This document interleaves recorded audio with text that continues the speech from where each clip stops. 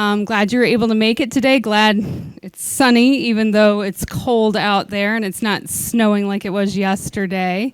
But it is my pleasure. We're going to have two parts today. The first part is going to be with Ed Zachary from the Medina County Veteran Service Office. He will be going all over benefits updates and everything like that. And then we will turn it over after Ed. I'll introduce Tommy York. He is with the Western Reserve Area Agency on Aging, and he will be talking about the Veterans Care Directed Program. But before we even start, I'm going to let Jim Dull say a quick little announcement about the local American Legion that he wants to put a plug for. So this is Jim Dull, and he's going to talk with a microphone. So, oh, really? Yeah. Okay. There's two great organizations here in town, the VFW and the American Legion. So I'm a board member of the American Legion, so just to give a pitch out for it. Both these organizations do a good job of socializing and sharing experiences so veterans can have that opportunity so that they know that they're not alone. They got other people that had some of the same experiences. And both organizations do a great job for the City of Wadsworth and supporting all sorts of programs and for the whole area. So it's a win-win situation, and they also support. I know it's a bad word sometimes, but lobbyists. We need the lobbyists to push our cause in Washington. So it's helped a lot with the medical benefits of VA hospitals and burn pits regulations and everything else. So there's a great organization. The American Legion is $35 a year. So. It's a good organization. I got booklets up here and membership forms too. If you after the meeting, if you want. Thank you. Thank you, Jim. And here's Ed Zachary. Thank you. Just an introduction for those of you who don't know me. My name is Ed Zachary. I'm the Director and Service Officer at the Medina County Veterans Service Office. We cover all of Medina County. I brought with me, where you at, Jason? Jason is our outreach coordinator, and he does all our community relations stuff. So I brought him along to help. And we're going to try to go through this. So people always ask, what does my office do? So we are a county office. We're not the Department of Veterans Affairs. However, we're accredited to work with the Department of Veterans Affairs to do all their paperwork and any kind of administration things like that. Every county in the state of Ohio has an office like mine. We just think we're the best. So what do we actually do? We take the veteran, the spouse, the eligible family member, whoever that is. We take whatever that need is, and we try to find a plug to fill that need. So whether it is a veteran spouse that needs to apply for a pension program through the Department of Veterans Affairs, whether it is a child that needs to apply for an educational program through the state of Ohio, or whether it's simply a veteran that needs a Christmas dinner that's a shut-in, and we could reach out to a local church for that. So we just take the person, take the problem, and try to fix that problem, whether it's temporary or permanent. So this past year, we went through a $1.5 million refurbishment of our building. We added onto the building and doubled its size. We opened it back up last year. We have a community room now. We have garages for our vehicles so that they're just not sitting out in the cold to transport people. We have new renovated office, a larger waiting room, and we started a bunch of programs up there. So we currently have some holistic programs which include art therapy, music therapy. We do Tai Chi. We got a writing program we're going to start. So multiple programs. And we did that because, we give a lot of people a lot of different benefits, healthcare, money, things like that. But sometimes money just isn't enough. And, I had a veteran tell me that he's been in 2 of these programs, and he said, this is the first time I've been out of my house so much in 6 years. And that's really what it's all about, is trying to make the person whole. So all these programs are free. They're all in that newsletter that I passed out. If you're interested, give us a call. Call Jason, talk to him, sign up for one, and by all means, come on up. And again, those programs run throughout the year. Most of them are about 8 to 12 weeks long, and then they restart maybe a month later or so like that. So they kind of overlap each other. All the services are free to the veterans, and some of them are actually eligible for spouses and family members also. So one of our big things that the county does, and this is county tax dollars. So a lot of things that we do are county programs. The one is a financial assistance program. We run a financial assistance program for veterans and family members that are eligible in the county. So we pay things like rents, mortgages, utilities. We don't pay any domiciles, no assisted livings, nothing like that. We do food vouchers. So if you find yourself in a hardship, there is an income limit that we have to look at. I would advise you to, if you know a veteran that's in need, sometimes, things happen and they get behind, send them up. We got a financial assistance program we can help them with. We also run transit to Akron VA. We run transit to the VA in Parma and the main hospital down at University Circle in Cleveland. I don't know if everybody's heard, but they're currently going to start building a CBOC in Medina. It's going to go on Route 3, a little bit north of Seville, right around where that new, I can't think of what it is, but there's a new housing area they've been working on there by Wade Elementaries. That's where it's planned to go. They're supposed to break ground in the spring, and hopefully it will open by summer of 2027. So people that are going to Akron will be able to move over to Medina if they want, things like that.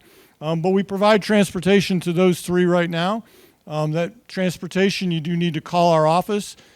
Tell us when your appointment is, sign up for the transportation. If you want a ride to our office, then the Medina County Public Transit will pick you up, bring you to us. We pay that bill. We take you to the doctor at the VA. We bring you back. Medina County Public Transit picks you back up at our office and takes you home, and it's free to you. A lot of people like that service because they don't want to drive down the University Circle to Wade Hospital or anything like that. So it's a great service. We also, if you have an ID card from the Medina County Recorder's Office, you can ride the Medina County Public Transit free anywhere within the county at any time. So if you need to go to Walmart and you ride the transit, you can hop on that transit, but you do got to go to the Recorder's Office, record your discharge at their office, and then they will issue you a Medina County Veterans ID card. It is an ID card for Medina County. If someone else accepts it to give you a discount at Home Depot, then so be it. If they don't, that's between you and Home Depot. So it's more of a receipt for you recording that discharge, and we use it for the transit purposes here. I've been told that other entities will accept it, but that's between you and them. It's not an official ID. We have a vet center which does things like counsels combat veterans. Here in Medina County, we co-op with the Parma Vet Center, and they come out and provide those resources. We do records requests through multiple agencies, through the state of Ohio, the federal government, and we also are a notary public for veterans and their families that come in. We do free notary public for people. We also provide flag cases for veterans that passed away in the county. We provide all the markers out at the cemeteries, the brass markers you see with the flags on Memorial Day, for all of Medina County cemeteries. If your loved one's buried outside of Medina County, then you got to go see what that county does. We just do the cemeteries in Medina County.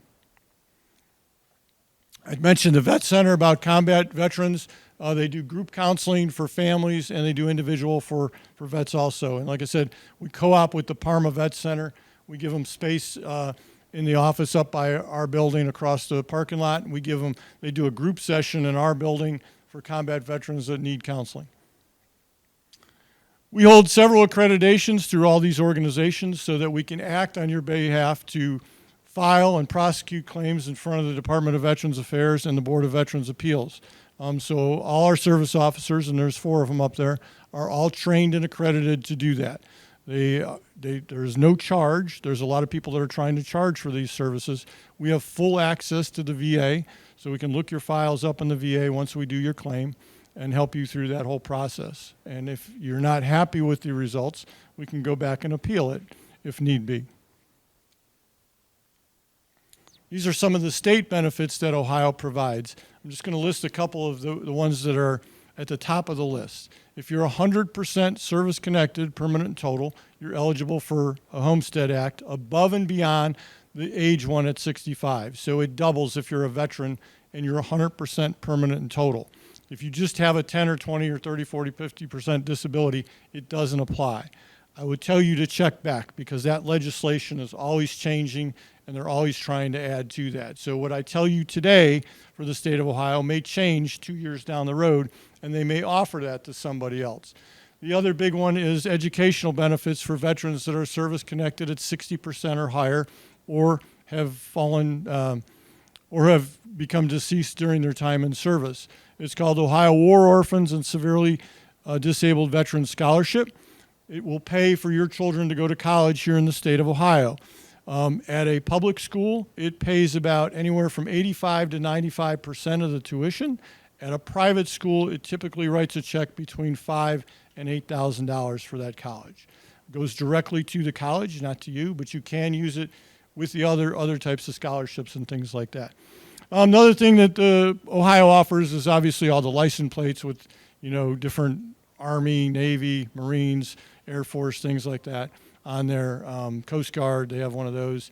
They offer different camping benefits if you're disabled, free fishing license if you're 100%. So there's a multitude of different things that the state of Ohio does for our veterans. If you're retired from the military, there's no state tax on your military retirement. So we covered the county, we covered the state, now we're going to talk about the big people, the feds, right? So the Department of Veterans Affairs.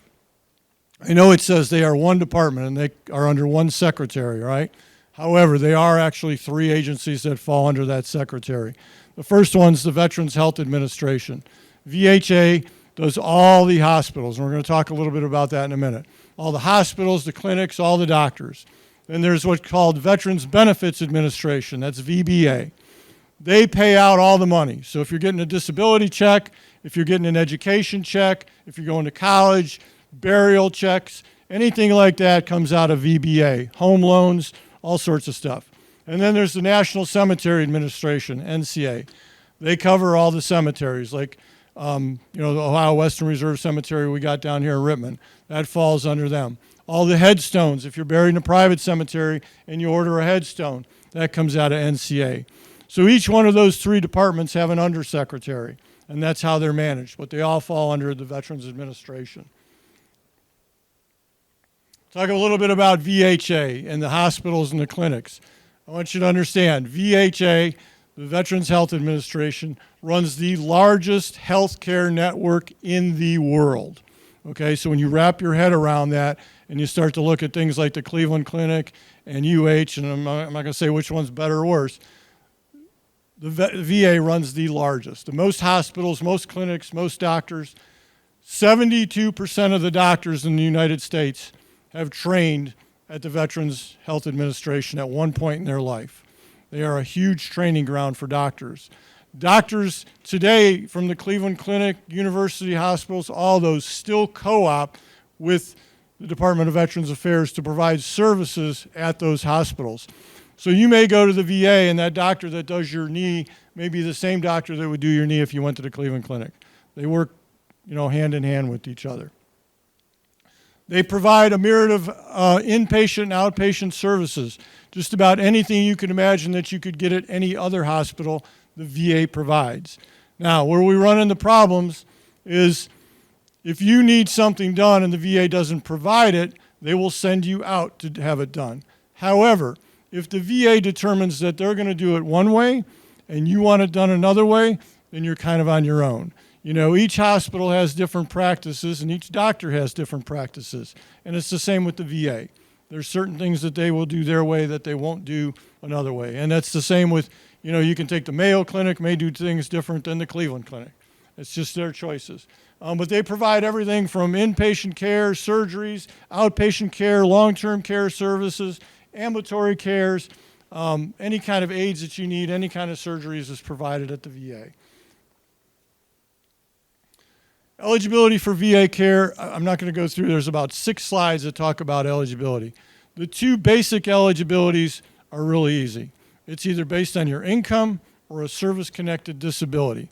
And then it starts to break down into different areas of service. If you served in the Persian Gulf, if you served in Vietnam, if you got a Purple Heart, there's all sorts of subcategories.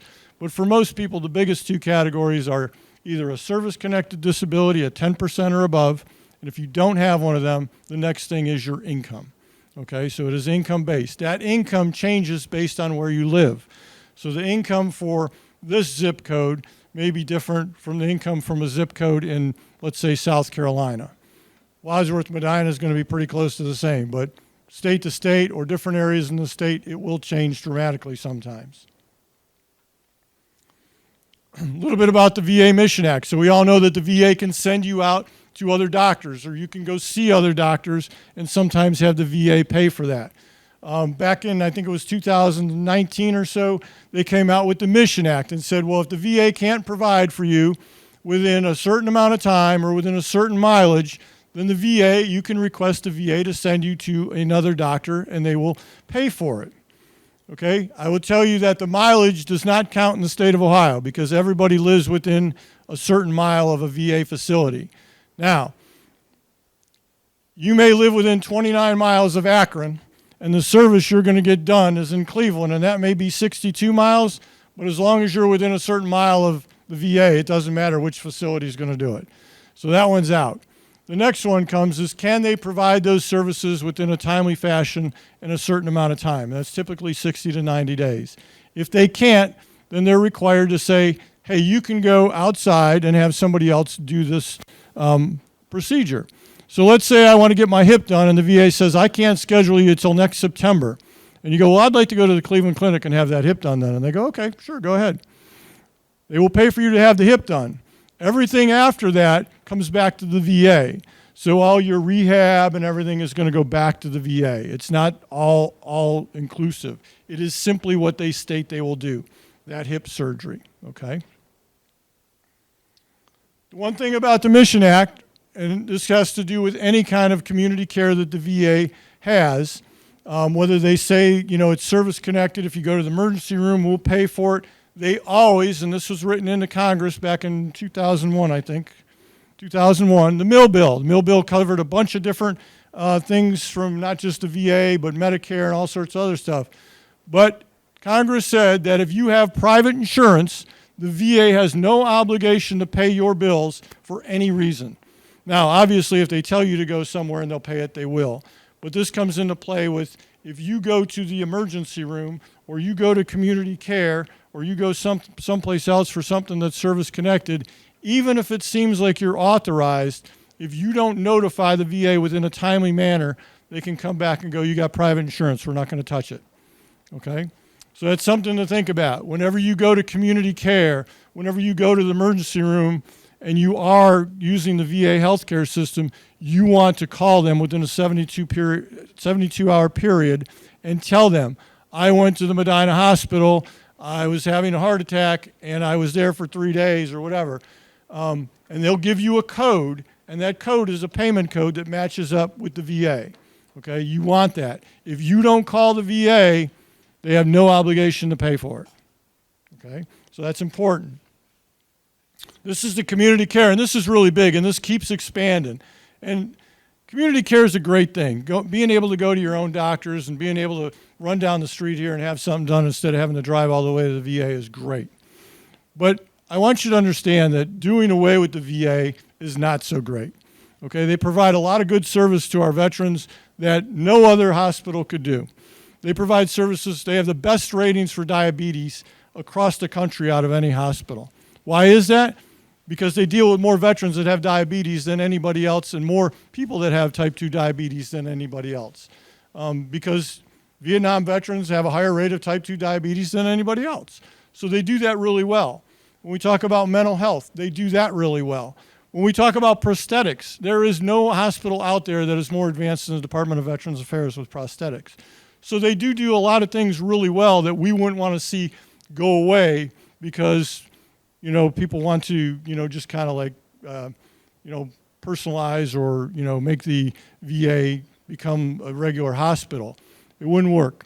And then you think about what I said earlier, the 72% of our doctors have trained there. Where would they go? So the VA is important, not just to our veterans, but to America from that standpoint. Home health care, the other thing, if you're enrolled in VA health care, and this is where people come in and they go, you know, Ed, I got really good insurance. I don't need the VA. The VA will provide in-home health care to certain veterans that your private insurance will not ever cover. I can tell you that flat out. I got TRICARE. It's one of the best insurance programs out there. They are not paying for a home health aide to come to my house. The VA will. Okay? And there's other different programs on ways to get your in-home care paid for through the VA. But this is one of them. They can, if you're using the VA and your doctor at the VA says, hey, I need an in-home health care, they'll work with a social worker to get one to come out and take care of you for whatever your needs are. There are limitations. If it becomes where it's more cost effective for you to go to a nursing home than for them to send somebody out, then that's what they're going to do. They're going to look at that cost effectiveness. But this is a great program. Most private insurances will not cover it. Veteran-directed care. I'm not going to talk about this one because that's what Tommy's here to do. This is, a lot of people say this is a new program because a lot of people haven't heard of it, and it's been underutilized by the Department of Veterans Affairs. But basically, it puts you on the spot to go out and get somebody to take care, and the VA will reimburse you based on your budget. And I'll let him dive deeper into that. Programs for comprehensive assistance for caregivers. If you are a combat veteran and you have a total disability rating and you need someone to take care of you, they will pay your spouse or your loved one or anybody that you deem to take care of you in your house. So it's an in-home caregiver. If I am, let's say I'm severely disabled and my wife takes care of me and she had to quit her job, they will pay her a certain amount of money because she has to stay home with me and take care of me. So this is a great program through the VA. All these programs go through the VA Medical Center. All right, we're going to get into a little bit about how to get the money, okay? Service-connected disabilities. Service-connected disability is really simple. You need a disability. You need something that happened to you in service that caused a disability, and then you need what's called the medical nexus that connects the two, and that usually comes from a doctor. So I fell off a truck in 1965 and I broke my knee. And the Army fixed my knee. Not really, I was only 3 in 1965. The Army fixed my knee at a hospital and I was fine. And now, 70 years later, that knee's bothering me. And my doctor says, well, your knee's bothering you because you broke it 70 years ago and you need a knee replacement. So I get him to write that in a piece of paper. I file for service-connected disability for a knee issue and I need a knee replacement, and I broke it, and here's my doctor saying the two are connected. Bam, the VA will come back, and 9 times out of 10 they'll go, you're 20% or 30% or whatever that matches up with the rating code, and they're going to pay you some money. Now, by them paying you some money, opens up health care to you without having to provide your income or anything like that. Depending on how high that rating goes, it can open up a lot of other doors for you too. Those are what the current rates are right there. So a 10% disability gets you $180, 100% gets you $3,900. That's a month. The 5 ways you get service connection are direct service connection, just like I mentioned. I had an incident, I got an issue, and the two are connected. There's a secondary cause. That knee now, I've gotten it replaced, but I walk and my gait is all messed up. And I walk kind of funny. And after 10 years of walking funny, my right knee now bothers me. And my doctor says, well, that right knee bothers you because of your left knee. The left knee's already service connected at 20%. So I go, well, the right knee's now screwed up from the left knee. VA, hey, my doctor says that right knee is screwed up because of my service-connected left knee. And that would be a secondary service connection. And if they grant that, they would pay you a little bit more money. Presumption of disability. Presumption means that nexus is already presumed. So there's several different, most of these are illnesses, several different illnesses, cancers, breathing conditions, from people that served as POWs, people that served in Vietnam, people that were at Camp Lejeune, and the most recent are the people that were in the Persian Gulf. So prostate cancer. Prostate cancer is a presumptive condition for the Persian Gulf and Middle East. It's also a presumptive condition for Vietnam. So if you have prostate cancer and you served in Vietnam, all I got to do is take that diagnosis from the doctor that says you have prostate cancer and take your records that says you were in Vietnam, and the VA will service connect them and pay you at whatever rate that prostate cancer is advanced. If it's active cancer, it's usually 100%. If it's not active cancer, then it's much lower. Okay? And there is about 18 different disabilities for Vietnam, and there is about 25 or 30 for the Persian Gulf. There's about 7 for Camp Lejeune, so there's several of them out there. If you've got any questions about that, we can talk about it. That's presumed. Pre-existing means I had a disability before I went in, and the military made it worse. And then the last one is service connection caused by the VA screwing something up at their hospital. So I went in to the VA hospital, they basically did something wrong, and now I have a disability from it, and I can file for that. Again, you need a diagnosis, you need an incident, and you need a nexus. Other VA benefits, if you are severely disabled and can't work, they'll pay you 100% no matter what your disability rating is. Typically, they'll tell you it has to be 70%, but sometimes we can argue that. Special concurrent retirement compensation, if you're retired, there was a law that says you can't double tap and get 2 checks from the federal government. This concurrent retirement disability allows you to get both your VA disability and your retirement based on how severe your disability is. There's home loan guarantees, life insurance. Most of you all know about that, and then the education benefits. People always ask, why is my friend getting this and I'm not? And I will tell you that no 2 veterans are alike. 2 veterans can be in a Humvee or a Jeep, get in a car accident, flip that Jeep, and walk away 2 different people. The guy driving maybe gets 80% for whatever that disability is. The passenger gets 20%. It is based on the disability, not the event, not where you were, not how long you served, not whether you were in combat, not whether you were in peacetime down at Fort Lewis shoveling cow dung, as Patton said in the movie. It has to do with the severity of the disability. That's what it has to do with. Am I on time? I'm on time. All right, other VA benefits, we talked about that. Where are we going here? Dependent indemnity compensation, okay, covers spouses that had a veteran pass away from either a service-connected disability. So if that knee killed me, my wife will get some money, okay? Typically, my knee's not going to kill me unless a bus hit me because I fell in the middle of the street. But she could get some money. 2 ways to do that. Got to die from a service-connected disability, or you have to be 100% permanent and totally disabled by the VA for 10 years or more, and then it's automatic. Then she could throw me in front of the bus and get some money. So that's a great benefit. Especially with the presumptive conditions for Camp Lejeune and Vietnam and the Middle East, a lot of cancers out there that our veterans are passing away from, and this puts $1,699 a month in that spouse's pocket due to that death. The other is pensions. The VA has what's called a non-service connected pension and a widow's pension, they used to call it. Now it's called survivor's pension. Most people know of it as pension with aid and attendance. There are 3 different levels. Up here I have the highest level, and that is with aid and attendance. A lot of our veterans did not have to serve in the war, but you had to serve during the war, at least 1 day with 90 days active duty, consecutive.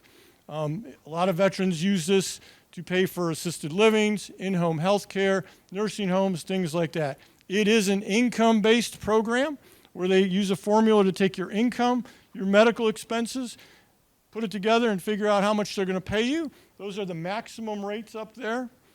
And there is also a net worth value on this. So the net worth for this year is about $160,000, not to include the home you live in. If you sell the house, rent the house, then we start to talk about, that money that's coming in there. But if it is simply the house that you live in and your primary residence, they do not count it. So $160,000 in the bank, you can still apply. One thing I want you to notice, the payment for a single veteran versus a spouse is much different, okay? Single veteran applies and gets this, it's about $29,000. The spouse would get about $18,000, and that's a year. Typically, you have to be 65 or older, which if you're 65 or older, you typically have some kind of disability. You do not have to have a disability from service, though. So you could have some kind of other issue that precludes you from doing stuff. This is just some examples. They talk about what's counted as income and what is not. I would tell you that just about everything you could come up with is counted as income. The only thing they don't count as income is SSI for children, and they do not count trusts that are for a disabled child before the age of 18. So if you have a disabled child before the age of 18 and you have $6 million you put in that trust for them, they won't count it. If you got $6 million you put into trust for your kids that are 40 years old and doing fine, they're going to count it. Okay? So that's just how they look at it. There is a 3-year look back on this. And this is just another example of what they count and don't count. That's kind of the formula they use to do it. Again, up there, $163,000 is what you're allowed to have in the bank this year. That goes up every year and changes. This is an example that hurts my head to even try to explain it to you. The point I want you to take away here is if you apply for Medicaid and are in a nursing facility, it will drop to $90, and that is in lieu or along with the money you're allowed to keep from Social Security. So you get that $60 from Social Security, I think it is. You're allowed to keep the VA $90 also. We're almost done. You notice how I started out by giving you a bus ride. We talked about your disabilities. We talked about you passing away and giving your wife money or your husband. Now we're going to bury you. I'm sorry. That's kind of the end, right?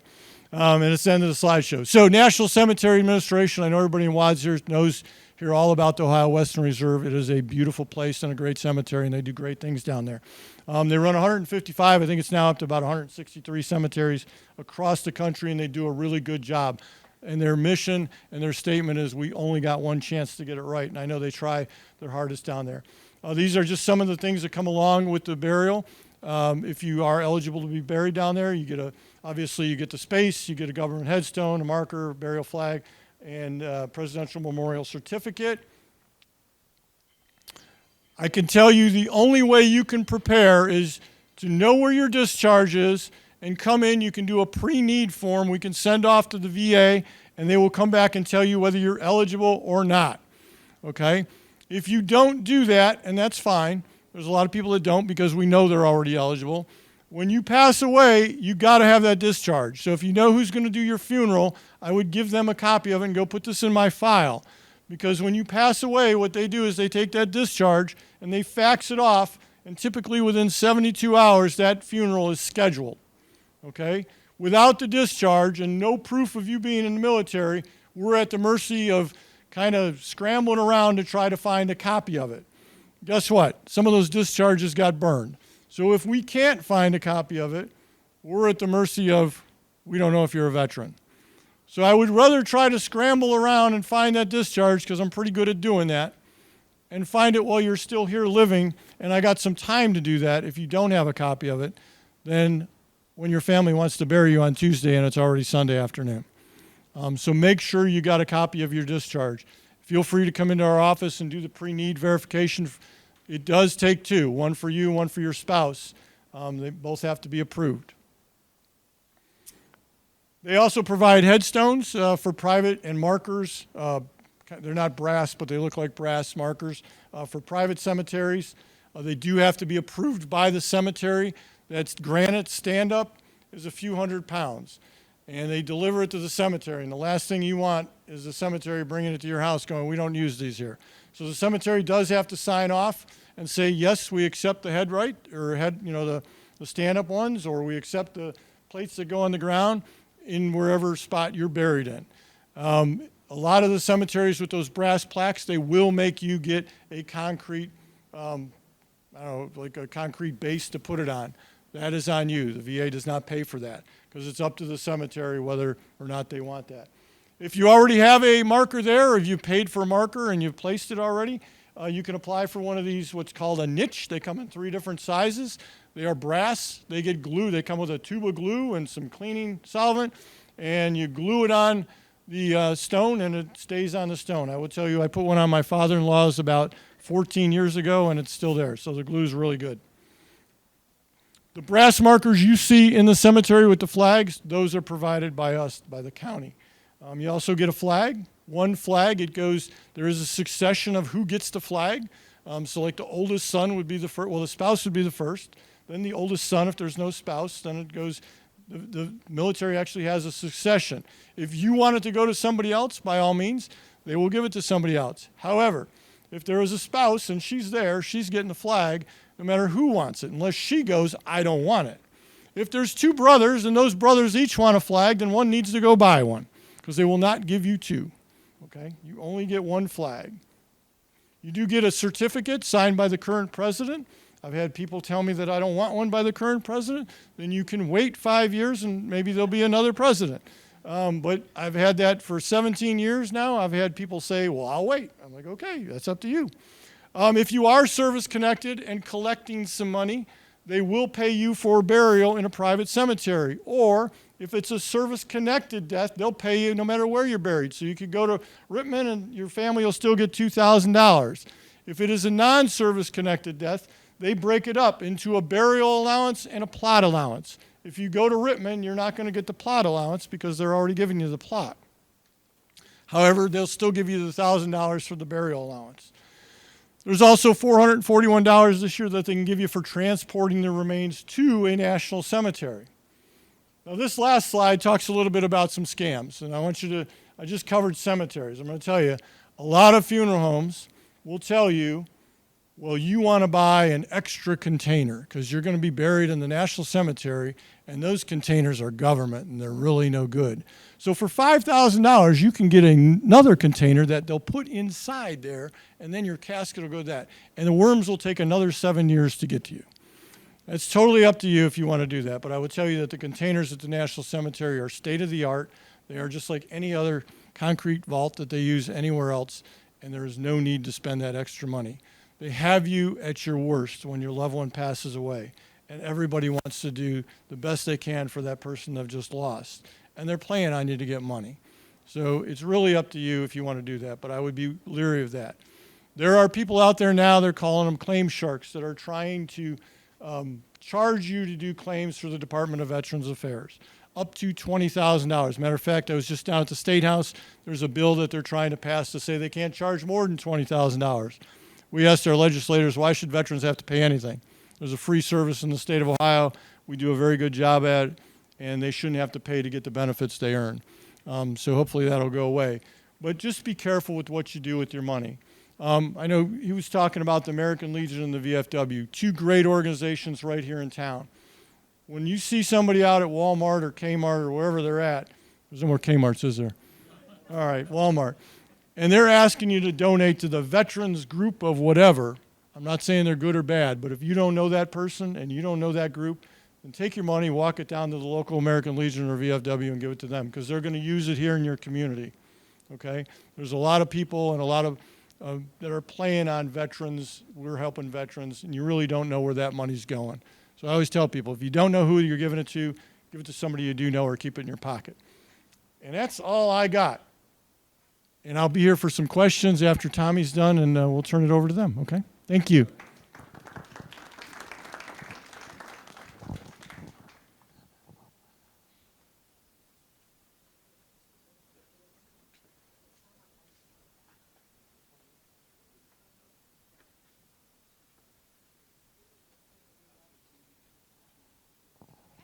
And here is Tommy York.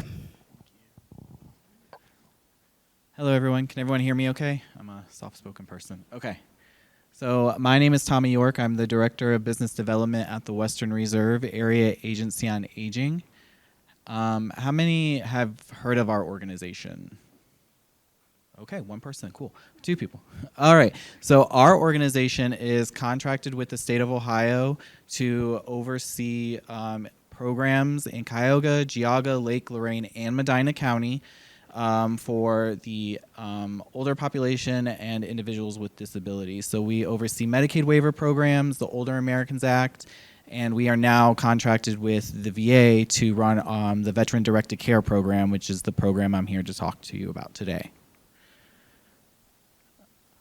So the Veteran Directed Care Program is a collaboration between three organizations, which is the Veteran Health Administration, the Western Reserve Area Agency on Aging, and Acumen, which is a financial management service organization.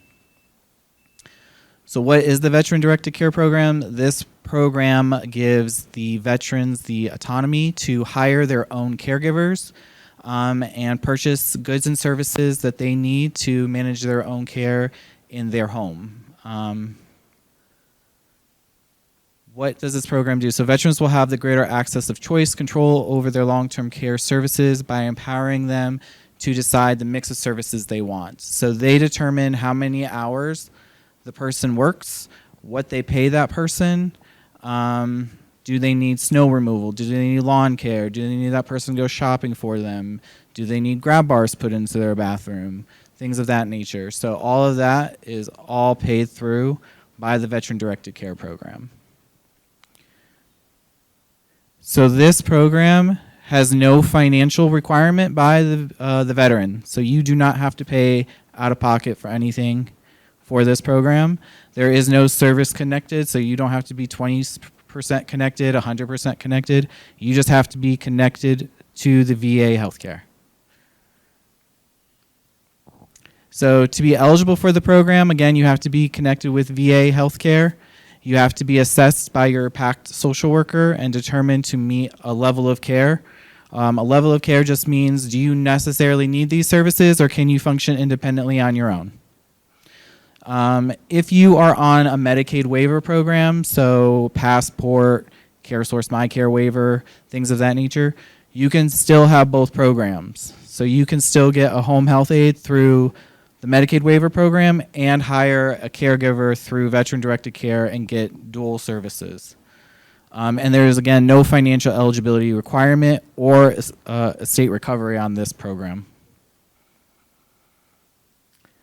By enrolling in veteran-directed care, you are no longer eligible for traditional home health aid services through the VA. So if you were getting traditional VA home health care through the VA, you have to stop that services and then start veteran-directed care. You cannot have both services through the VA. You are also not eligible for in-home respite care through the VA and VDC. So if you do need respite care and you're on veteran-directed care, you would need to go into a facility for respite care, or you need to hire another direct care worker to provide that respite care. If you enroll in veteran-directed care with the Western Reserve, you actually get assigned what's called a person-centered counselor. The person-centered counselor is also like a case manager, if you will. So this case manager will come out and do an assessment with you. They will tell you what you've been approved for. So when we receive a referral from the VA, they send over what budget you've been approved for. So the budget can range up to $66,000 all the way down to $20,000, depending on your needs. So if you have higher needs or the veteran has higher needs, you have the higher budget. If the veteran has the lower needs, you have the lower budget. So when we come out and say you've been approved for veteran-directed care by the VA, they've approved you for $66,000, that case manager is going to ask you, who are you interested in hiring? How many hours are you interested in receiving, and what do you want to pay that worker? Then we're going to put in what's called a spending plan, and we're going to calculate to make sure it fits in that budget. Now, they're also going to ask, what other services are you interested in receiving? Are you interested in receiving snow removal when it comes wintertime? Do you need grab bars installed? Do you need a computer to run the program, to help us run the program? Things like that. We're going to enter all of that into this spending plan, and we're going to help you purchase those goods and services out of this budget. So again, you don't have to pay for anything. That $66,000 that the VA gave us is what we're using to pay for all of this. When you're in the program, the PCC, they will come out and talk to you once a month once you're enrolled. And then every 3 months, they'll actually have to come out to your home and do an in-person visit with you. The person-centered counselor or the case manager, they're also there to assist you with linking you to community resources or anything else that we can identify that could assist you or the veteran to stay in their home as well.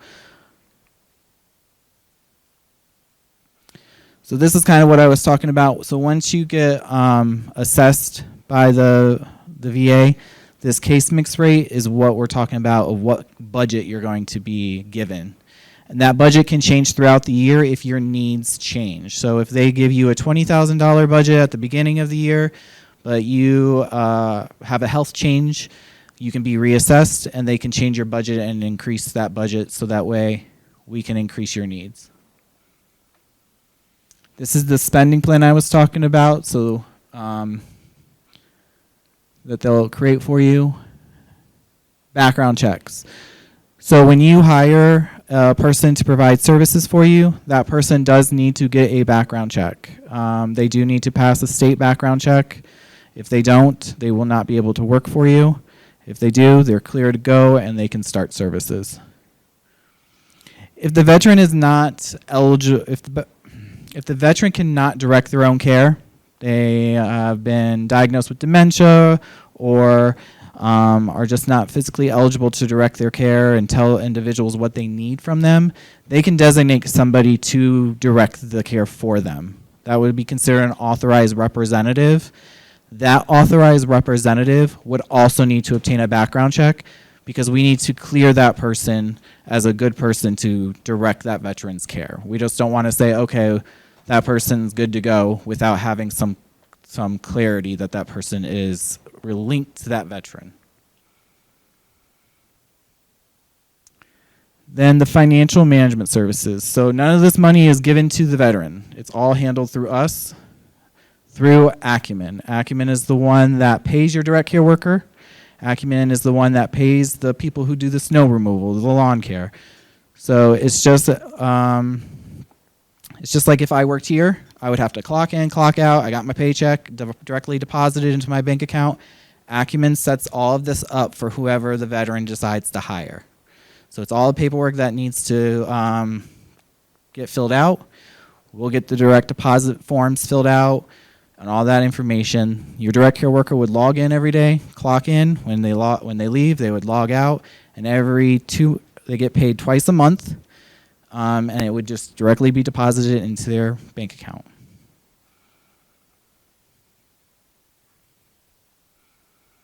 So here's a simplified VDC process. So the veteran completes an assessment with their VA. The VA then sends over a referral to us, Western Reserve. The case manager is assigned and meets with the veteran. The veteran tells them what their needs are. The spending plan and all the paperwork is completed. The direct care workers go out and complete their background checks. Everything comes back clean. We complete the payroll paperwork, so all that's completed. Then everything is clear to go. We give them the good to go. Your direct care worker can start. They can start clocking in, clocking out. The veteran can now get services that they need. And then the case manager just starts coming to visit you once a month to make sure that the services that the VA is paying for is the services that you are receiving. If you are interested in the Veteran Directed Care Program or know someone who might be interested in this program, they would need to either contact their PAC social worker and request to be seen and be assessed. If you don't know who that is, you can contact your community-based outpatient clinic and schedule an appointment. Because I'm assuming you all live in Medina, but I don't want to assume anything. These are your outpatient clinics. We do have a direct contact with the VA, so that is their contact information up there. So that's our VDC social worker, and that's the VDC program coordinator's contact information. If you want more information, that is our website and our phone number for our program.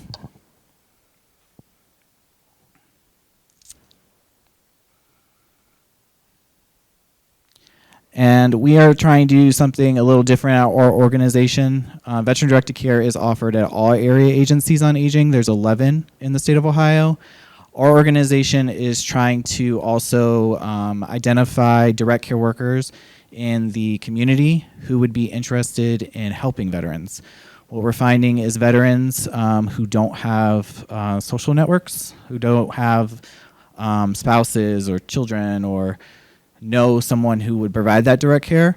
So if you know someone who's interested in working for a veteran, becoming a direct care worker, they can come to our website and fill out a form, and we actually pass out their information to veterans who don't have that network, so they can be hired by a veteran to provide services. So we have about 25 direct care workers who've gone online and said, I'm interested in working for a veteran, and they've mostly been hired at this point by a veteran to provide services. You can hire anyone you want as long as they pass a background check. You can hire your spouse, you can hire your child, you can hire your neighbor, your brother, anyone you want. Mm-hmm. The only caveat is if you have to have someone be your authorized representative, they cannot also be your direct care worker. Because that authorized representative, the person who directs your care for you, they're the ones approving the time punches, so it's a conflict of interest. I talk fast. That's a lot of information all at once, but does anyone have questions? I'll bring the microphone to you. That way it gets picked up by the camera and everybody can hear you. I noticed on your sheet it said background checks every 5 years. After the 5 years, do they have to get re-established, a new background check every 5 years? Yes. So once you get your background check, we do require you to get your background check again every 5 years. And your direct care workers, they pay for those background checks out of pocket. But if you enroll, the background check is one of the things that you can have reimbursed in your spending plan.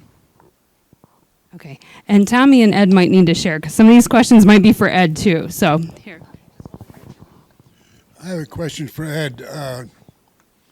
Will the Veterans Administration help financially with someone who's going into assisted living or health into So it really depends. So the pension program that I talked about, if they served during a period of war, can help pay for that assisted living or in-home care or nursing care or something like that. So they can help in that manner. If you are service connected and you have a certain rating of 70% or higher, they will put you in a nursing home and pay for it. So it just depends. But for the assisted living, most people use the pension program if they're eligible. Okay. And that is an income-based program. Thank you. Any other questions? Okay.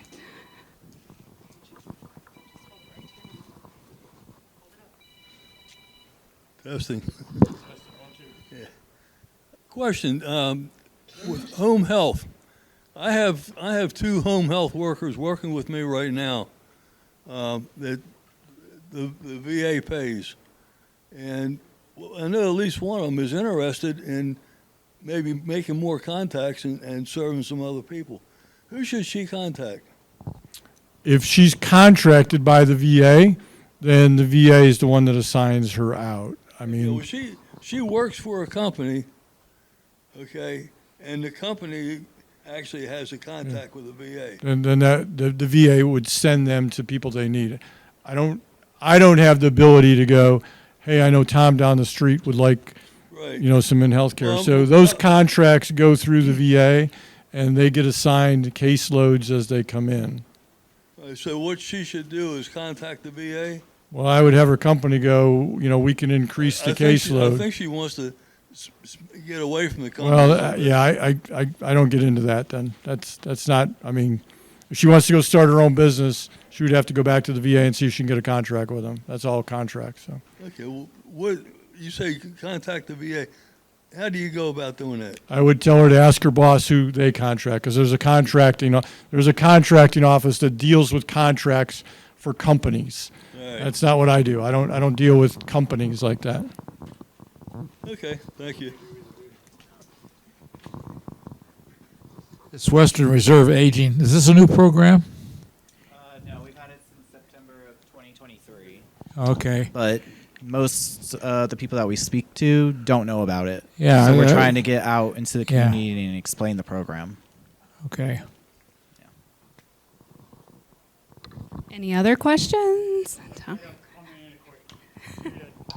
Okay, first of all, those markers you get in the cemetery, you put at the bottom of your grave like I got from my brother. When you go to the cemetery, you pay a fee for that. You get the marker for free, but you have to pay the ground man to put that marker in the ground. I know when I got it from my brother, it cost me $60. I don't know what it is now. Another thing too, okay, I'm a Vietnam veteran. Now, when my family buries me, will they get any kind of money to bury me? Not in a national cemetery, my own private cemetery.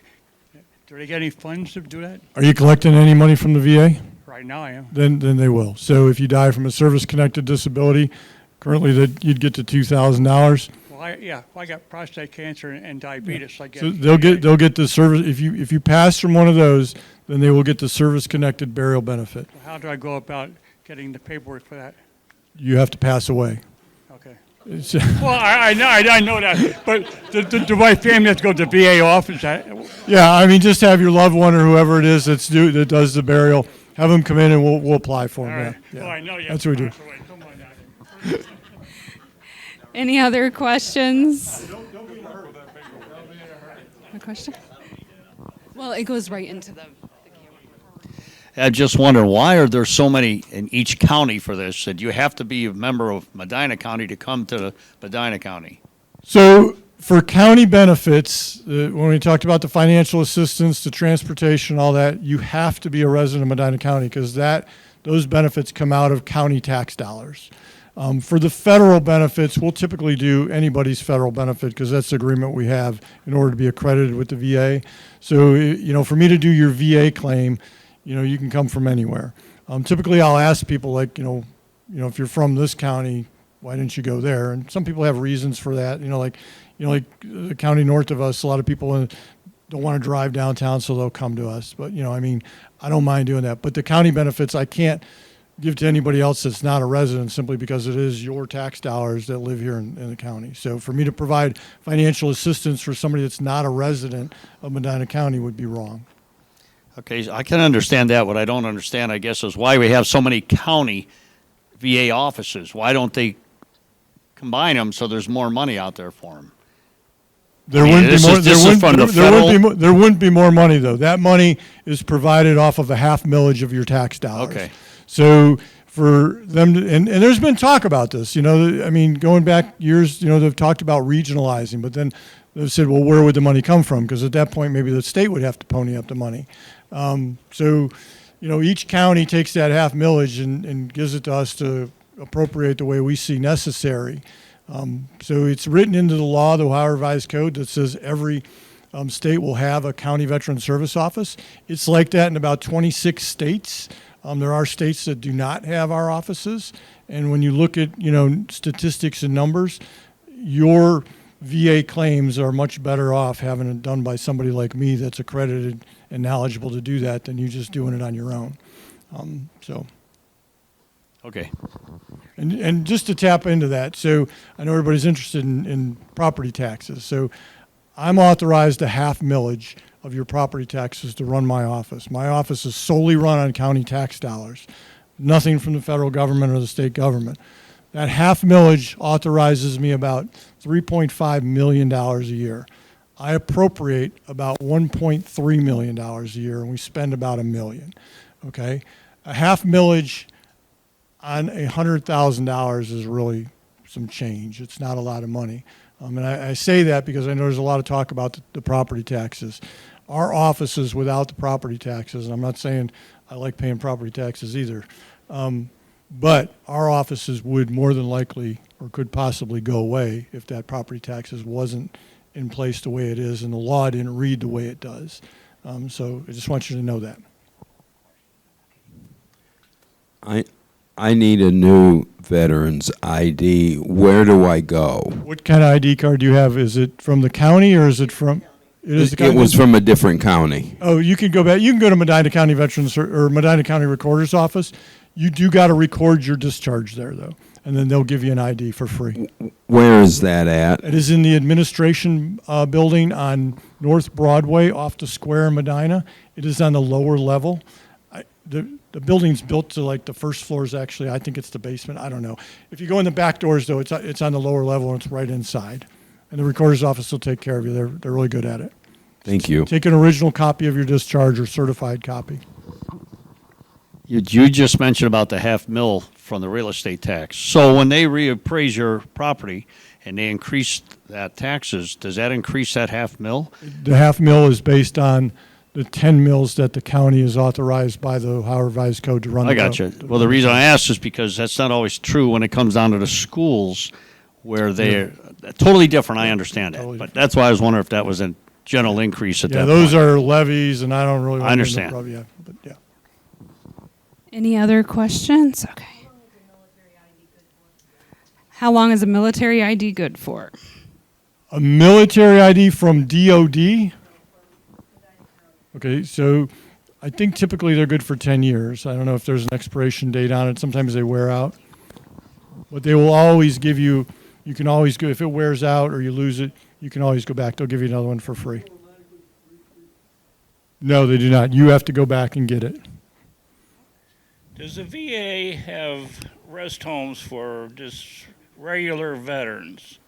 No, the Department of Veterans Affairs does not. The state has 2 veterans homes in the state of Ohio. One is in Sandusky, one is in Georgetown, down by Cincinnati. The one in Sandusky is the largest nursing home in the state. We've actually been petitioning the state to build new ones, which is a whole different conversation, but those are the two run by the state of Ohio. They do get money from the Department of Veterans Affairs for veterans that are in there, though. How about ordinary health care for veterans, regular veterans without a disability? It is an income-based program at that point for you to apply for VA health care. If you have no service-connected disability, it's typically based on your income. Or if you served in Vietnam or the Middle East, there are some nuances as to where you served at. But typically it's going to be based on your income. Does serving during like I served during the Vietnam conflict, but I never went to Vietnam, does that do anything? No, then it's going to be based on your income. Yeah. Okay, thank you. Any other questions? Well, we'd like to thank both Ed Zachary, Medina County Veterans Service Office, and Tommy York and the Western Reserve Area Agency on Aging for being here. We appreciate all the information. And there are brochures. They've brought some things that you can take with you as well. And I'm sure they'll be here for a few minutes if you have any further questions. Let's give them a big round of applause.